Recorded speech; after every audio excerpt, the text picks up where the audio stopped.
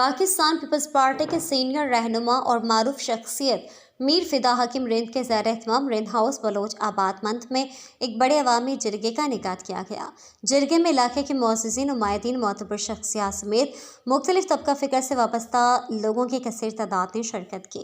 जरगे के दौरान इलाके के मुअज़्ज़िज़ीन और मोतबरीन ने मंथ के बेशुमार मसाइल पर अपने ख़यालात का इज़हार किया, जबकि इलाके के बुनियादी मसाइल जिसमें पानी, बिजली, तालीम, सेहत, मवासलात के मसाइल तवज्जो तलब थे।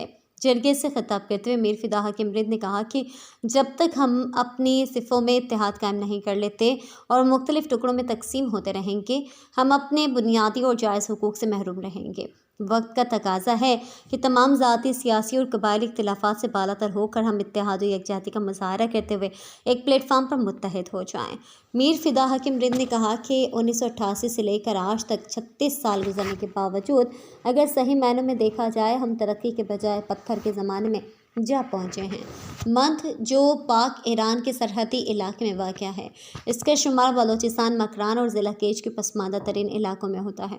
मीर फिदा हकीम रिंद ने कहा कि मंथ वाटर ट्रेड से मुल्की ख़जाने में सालाना अरबों रुपये जमा होते हैं, लेकिन बदकिस्मती से हम पानी, बिजली, सेहत, तालीम जैसे बुनियादी सहूलतों के लिए तरस रहे हैं।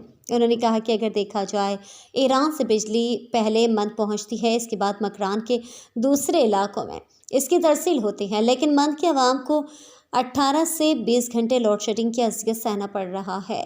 मीर फिदा हकीम रिंद ने कहा कि मंथ मकरान का तिजारती गेटवे है, लेकिन मंथ तुर्बत सड़क जो तकरीबन 120 किलोमीटर पर मुश्तमिल है, सड़क इतनी खस्ता हाल है कि 40 मिनट का सफ़र 5 घंटे में तय होता है। जबकि साबिक़ दौरे हुकूमत ने इस शाहराह की तामीर और मरम्मत की मंजूरी दी, लेकिन बदकिस्मती से अब हर कोई इसे अपने खाते में डालकर क्रेडिट लेने की नाकाम कोशिश कर रहे हैं। मुंतखब नुमाइंदे क्रेडिट लेने के बजाय इस पर जल्द अज जल्द अमल दरामद करने की कोशिश करे तो बेहतर है।